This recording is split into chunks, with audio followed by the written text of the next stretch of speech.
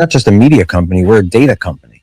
I have been collecting the data from every platform that will provide it for us for almost 10 years. I'm not looking at stats or analytics anymore. I'm looking at a blueprint. Numbers tell a story.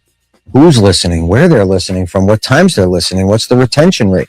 Somewhere along the lines of 2018 to 2020, I was watching an audience become ritualistically attached to the show in a way where I'm like, this is no longer about popularity. This is something much bigger. I was watching their listening and viewing habits and thinking to myself, wait a second, how much money is it possible for us to earn? We weren't under an exclusive licensing deal. My first thought was, what if we created our own app? And we just had everyone coming directly to us. I thought, okay, Google, like we could set up passive Google AdSense. We could set up a subscription model. I wasn't thinking Patreon at first. But then I started looking at the weekly listenership.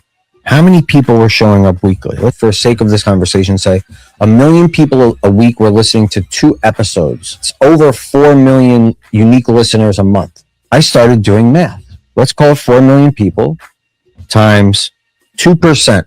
4 million people listening a month times 2% of the audience is 80,000 people.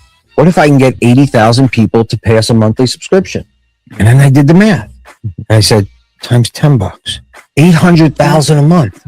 If I can get 80,000 people to move away from Spotify, move away from our free tier, and to pay for a direct subscription to exclusive content, not bonus content, that's the lazy way out of Patreon, but to exclusive content, well, then I have an $800,000 a month business, which far exceeds what we were getting at Spotify, which far exceeds the offers I was receiving from other competing platforms.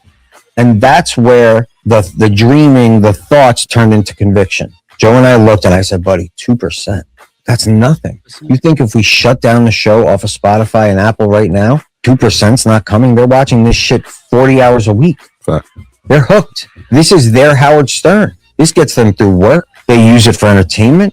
They listen with their significant other.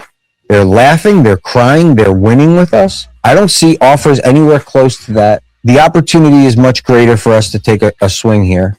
And I said, as long as we own a piece of the company we get in business with, then I think it's a zero risk proposition. And that's how the Patreon conversation started. And we went in there, we didn't get $1. We didn't want money.